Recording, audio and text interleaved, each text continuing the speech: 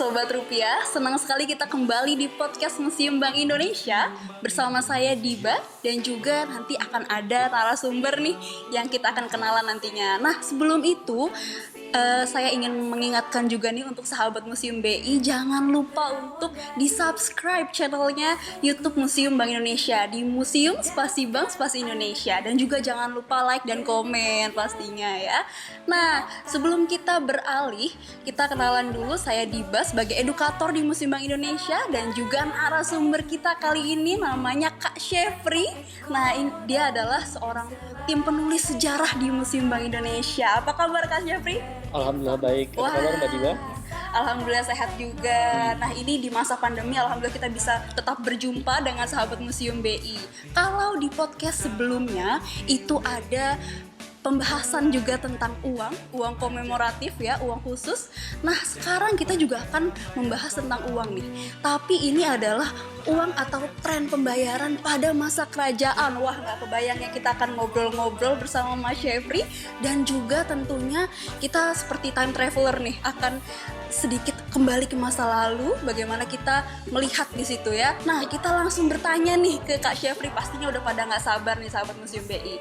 Bagaimana sih Kak Syefri pada saat itu eksistensi alat tukar pada zaman kerajaan? Oke, untuk zaman kerajaan sebelum ditemukannya uang itu banyak kerajaan-kerajaan yang masyarakat yang menggunakan seperti kerang, garam dan lain sebagainya untuk sebagai mata uang ya, sebagai alat tukar tepatnya. Kemudian juga banyak juga yang masih bersistem barter.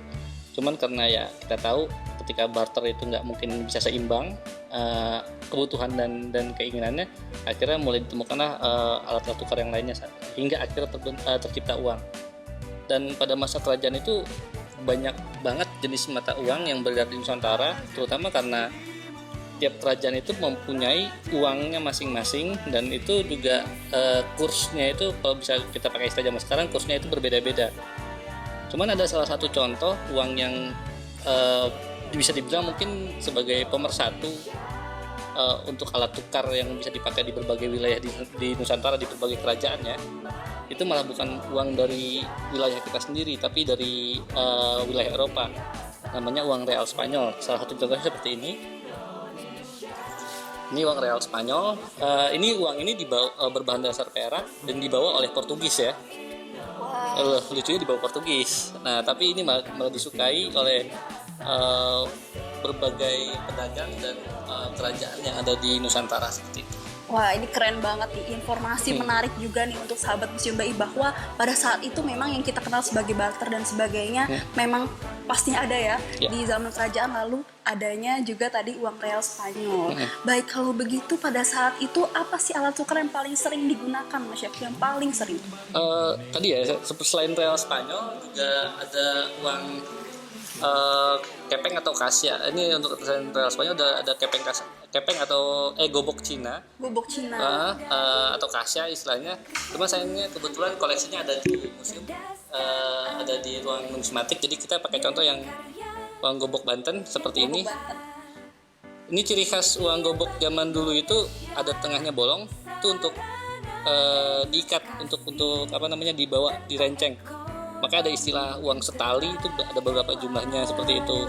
Jadi dimasukin ke tali, akhirnya bisa dijadikan satu ya, Pak Syefri. Istilahnya setali. Ya betul, ini memudahkan juga pada saat itu. Nah, kalau begitu apakah di kerajaan-kerajaan ini mata uangnya itu berbeda ataukah sama? Nah, kalau berbeda bagaimana nih cara transaksinya antar kerajaan pada saat itu? Berbeda ya, karena banyak banget mata uangnya, seperti yang tadi ini yang Gobok Banten.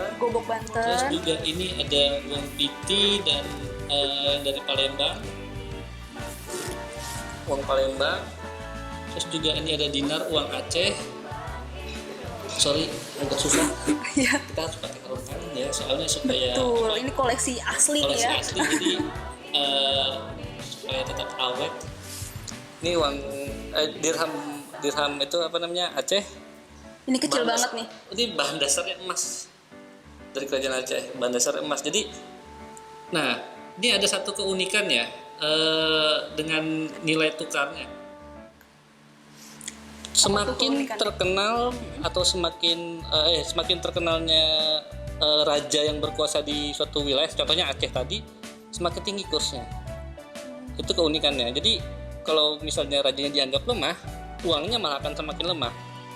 Dan itu makanya dibilang berapakah kursnya berapa gitu, kita nggak dapat patokan pasti karena itu bisa selalu berubah-ubah. Cuman yang pasti uang real Spanyol ini yang dibawa oleh Portugis ini dipakai di hampir seluruh kerajaan, di pelabuhan-pelabuhan di seluruh kerajaan,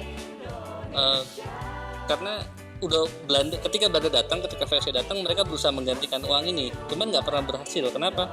Karena masyarakat udah suka dengan uang ini, udah terbiasa juga udah terbiasa. Sama seperti ketika menggunakan uang kasia Cina itu sendiri. Nah itu jadi kasia Cinanya untuk uang yang level kayak sekarang uang receh, kalau ini yang untuk yang uang yang pecahan besar seperti itu.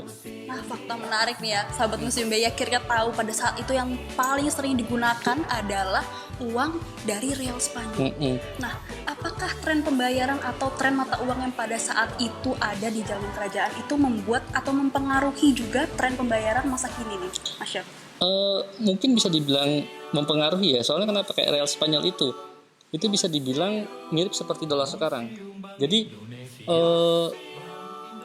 karena dipakai di seluruh hampir di seluruh belahan dunia, jadi kayak dolar kan jadi mata uang umum yang untuk penentu nilai tukar untuk pertukaran untuk perdagangan barang dan lain-lain seperti itu.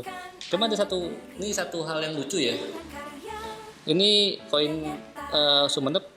Jadi ini dari real Spanyol dipecah, dibentuk lagi sama mereka, dikasih stempel dan akhirnya menjadi koin kerajaan Sumenep. Seperti itu. Kreatif juga ya ternyata pada saat itu sudah mulai merombak dan juga mendesain ulang. Tapi tetap ada bolongannya, yaitu adalah ciri khas uang pada masa kerajaan ya. Iya. Ada bolongannya supaya bisa dimasukin tali dan juga nantinya kita bisa lebih mudah untuk dibawa, menyimpannya. Jadi kalau uang-uang yang kecil tuh nggak perlu takut hilang ya, karena pada saat itu memang berbagai macam bentuk dan juga tentunya berbagai macam nominal ya Mas Syaf ya. Nah pada saat itu pastinya juga selain di masa kerajaan itu sendiri memang sudah banyak sekali nih terciptanya uang-uang kerajaan pada saat itu, kayak real Spanyol, ada uang kasia Cina. Nah pada saat ini apakah masih ada yang memiliki tren pembayaran mengikuti dengan masa kerajaan? Saya pikir sih udah ada beberapa perubahan ya, soalnya kayak sekarang kan udah terbentuk negara-negara dan itu identitasnya udah jelas. Jadi untuk satu wilayah ya misalnya kayak Indonesia, rupiah hampir semuanya menggunakan rupiah, tepatnya malah diwajibkan menggunakan rupiah. Terus juga misalnya di Malaysia harus pakai ringgit dan lain-lain. Kalau dulu kan nggak mungkin, karena misal di Aceh, Palembang, terus juga di Jawa, di Banten, itu semuanya kan tiap daerah punya uangnya sendiri-sendiri dan itu akan menyulitkan meskipun ada real Spanyol yang jadi mata uang yang bisa dipergunakan di mana-mana seperti itu. Tapi kan tetap aja tiap kerajaan punya identitasnya masing-masing. Seperti itu. Jadi pada saat itu memang menukar real Spanyol itu seperti kita sekarang menukar dolar ya, kayak wajib nih bisa digunain di mana aja soalnya nih ya. Betul. Itu yang ternyata memang memudahkan juga untuk kita bertransaksi pada masa zaman kerajaan. Jadi antar kerajaan itu kalau punya uang real Spanyol sudah aman nih sahabat Museum BI. Nah di Bank Indonesia juga saat ini kita di Indonesia ya tentunya pembayaran digital juga sudah ada ya Mas Syaf ya. Dan juga di Bank Indonesia juga ada yang namanya QRIS atau Quick Response Indonesian Standard. Satu barcode aja bisa untuk berbagai macam pembayaran. Wah ini udah keren banget ya Kak Syafri. Jadi ini berbagai macam uang ini ada juga nih yang paling kecil. Kalau yang paling kecil tuh biasanya nyimpennya gimana tuh? Karena nggak ada bolongannya. Uang dirham aja. Itu ada kalau misalnya teman-teman suka lihat film-film silat zaman dulu, biasanya ada kantong-kantong kecil itu. Nah itu buat nyimpan di sana. Cuman ya resikonya ya kita mudah hilang dan lain-lain. Bahkan untuk salah satu uang tertua yang ada di Indonesia yang kita koleksi itu ada uang namanya, itu besarnya cuma sebiji jagung. Jagung. Tapi nilai nominalnya itu bisa buat beli sapi dan lain-lain. Cuma ya karena ukurannya kecil itu jadi yang harus hati-hati. Jadi harus ada kantong. Kalau sekarang orang pakai dompet ya karena uang kertas ya. Itu dulu pakai kantong-kantong kecil gitu, kayak mungkin sekarang istilah kayak pakai pouch kecil gitu, seperti itu. Jadi itulah biar nggak hilang kalau mau belanja ke pasar tiba-tiba wah uangku mana nih nggak ada di kantong. Nah itu dulu pakai tuh kayak gitu ya. Nah dari Mas Syafri sendiri nih, kira-kira uang kerajaan mana yang paling favorit menurut Mas Syafri? Saya paling suka itu dengan uang kerajaan Aceh. Kenapa demikian? Karena ketika ini kebetulan cari yang ketika pada masa kerajaan Sultan Iskandar Muda ya, itu termasuk yang nilainya nilai tukarnya paling tinggi. Jadi ya memang karena saat itu sultannya ditakuti, akhirnya nilai nominalnya naik seperti itu. Padahal hanya sekecil itu ya. Ya, bahan dasar emas tapi Ya betul, bahan dasar emas sekecil itu dan juga digemari. terus juga ini kita juga kasih contoh uang VOC, Oh, ada Doit, uang VOC. ada juga contoh cikal bakal dari duit, penyebutan duit zaman sekarang ini uang Doit seperti itu, kecil. Karena ini uang pecahan paling kecil, receh. Ini berapa ya pecahannya ya? Sayangnya udah Pudar ya. udah pudar seperti itu. Terus juga ada satu nih, ini satu koleksi yang kita coba angkat, ini yang mungkin banyak yang nggak tahu, ini namanya uang token Token perkebunan token ya. perkebunan. Jadi pada masa pemerintah kolonial Hindia Belanda, terutama di wilayah Sumatera Timur, itu ada banyak perkebunan tembakau dan lain-lain. Nah, perkebunan tersebut untuk mengikat para pekerjanya atau kuli-kulinya, mereka mencetak uangnya sendiri yang disebut uang token perkebunan. Dan itu nominalnya beda-beda dan penanda di uang tersebut tuh beda-beda juga kan, tergantung nama perkebunannya. Kayak ini uang Sungai Diski Estate, nilainya 50 sen. Jadi nilai cuma nominal 50 sen. Bahan dasarnya biasanya nikel. Tulisannya ini kan depannya bahasa Inggris, belakangnya aksara Cina. Nah, yang perlu diketahui bahwa ketika perkebunan tersebut mencetak uang, kenapa ada aksara Cina? Karena para pekerja di perkebunan yang ada di Sumatera Timur itu rata-rata orang-orang Tionghoa yang didatangkan langsung dari Tionghoa untuk dikerjakan di sana. Nah, uang token ini juga nggak didominasi berada di wilayah Sumatera Timur aja, tapi juga ada yang di Pulau Jawa, salah satunya di Cirohani, yang mana bahan dasar uangnya itu sangat-sangat menurut saya parah ya. Soalnya kenapa? Cuma berbahan dasar bambu. Ya ampun, cuma bambu aja Bambu bisa jadi uang ya. Iya. Terus kalau untuk perkebunan terjauh itu ya, setahu saya sampai saat ini itu ada di Bacan Rotterdam Estate ya, di Pulau Bacan di Merauke kalau nggak salah, seperti itu. Dan itu juga mengeluarkan uangnya sendiri. Jadi para pekerja tersebut hanya digaji dengan ini. Jadi ketika mereka keluar dari perkebunan tersebut berhenti bekerja, mereka nggak punya uang lagi. Kenapa? Karena ya cuma dikasih uang ini. Jadi benar-benar mengunci. Itu perbudakan modern lah gitu Ya istilahnya. ampun, itu bener-bener. Jadi kalaupun mau menabung ya mau ngapain juga nih ditabung, karena hanya bisa digunakan di perkebunan tersebut. Apalagi Betul yang tadi sekali. bambu ya. Kalau dari bambu tuh riskan sekali pastinya dibuat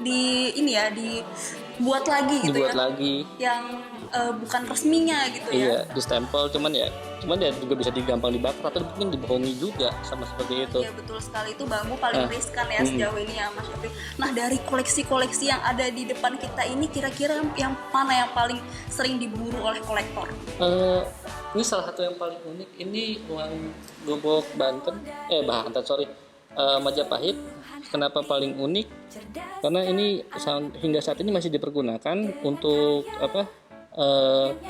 berbagai kegiatan ritual keagamaan di Pulau Bali kebetulan. Ini kebetulan kita masih ada yang asli, karena sekarang masih banyak yang membuat kok uang seperti ini. Cuman yang untuk yang umurnya ratusan tahun seperti ini pasti dicari orang, karena ini untuk ritual ngaben biasa dipergunakan juga seperti itu. Baiklah. Nah, sahabat Museum BI, kita sudah ngobrol-ngobrol seru dan juga sudah teredukasi nih tentang tren pembayaran zaman kerajaan. Nah, tadi kita sudah membahas uang-uang ini, yang juga tadi terakhir kita ngomongin uang gobok Banten, dan ternyata itu masih diburu sampai sekarang oleh para kolektor untuk dijadikan ritual keagamaan di Pulau Bali.